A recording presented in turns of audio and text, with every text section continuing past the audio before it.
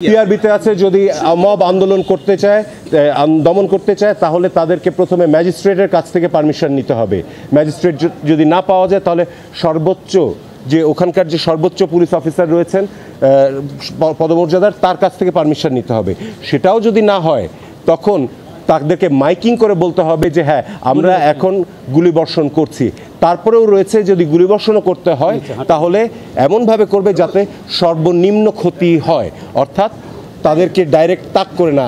আইনে বলা আছে প্রাণঘাতীর কথা, যখন যদি কোনো জায়গায় আগুন দেওয়া হয়, যদি কখনো তাকে তারা অ্যাটাক করে বা যদি কোনো ডাকাতি করে সেই ক্ষেত্রে, এই সব ক্ষেত্রে, এবং সেটা যখন ওখানে চলমান থাকবে সেই খাদে আমরা বারবার করে দেখিয়েছি যে বিভিন্ন যেসব স্থাপনাতে আগুনের কথা বলেছে সেখানে পুলিশ একটিও গুলি চালায়নি। গুলি চালিয়েছে যেখানে শান্তিপূর্ণভাবে মিছিল হচ্ছিল, যেখানে ছেলেরা সমাবেশ করছিল। এক দফা আন্দোলনের বিষয় এটা রাজনৈতিক ব্যাপার, আদালতেরও কিছু করার নেই, আমরা ওই বিষয়ে কোনো কথা বলছি না। আমরা এখানেও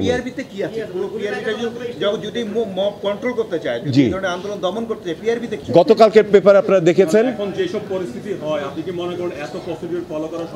তাহলে তাদেরকে কেন পুলিশ হতে হবে?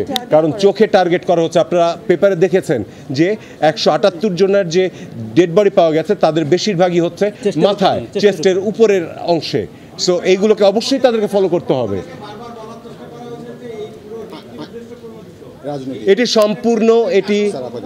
এটি সম্পূর্ণ ভুল একটি কথা। মানুষকে নিয়ে বাঁচানোর জন্য যদি কোনো পিটিশন করা হয় সেটা কখনো রাজনীতি হয় না।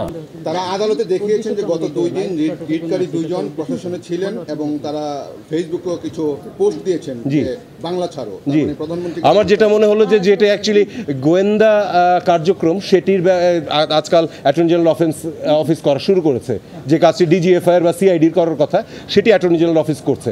আর একজনের ব্যক্তি স্বাধীনতা রয়েছে, তিনি যে কোনো কিছুতে বিশ্বাস করে সেটা বলতে পারেন, রাইট? এখন কি আমাদের কি সেই রাইটও নাই যে আমরা আমাদের মানুষ নিজেদের কথা বলতে পারবো না? অ্যাটর্নি জেনারেল ওখানে দাঁড়িয়ে আজকে দেশের অ্যাটর্নি জেনারেল হিসেবে না, তিনি একজন রাজনৈতিক নেতার বক্তব্য দিয়েছেন।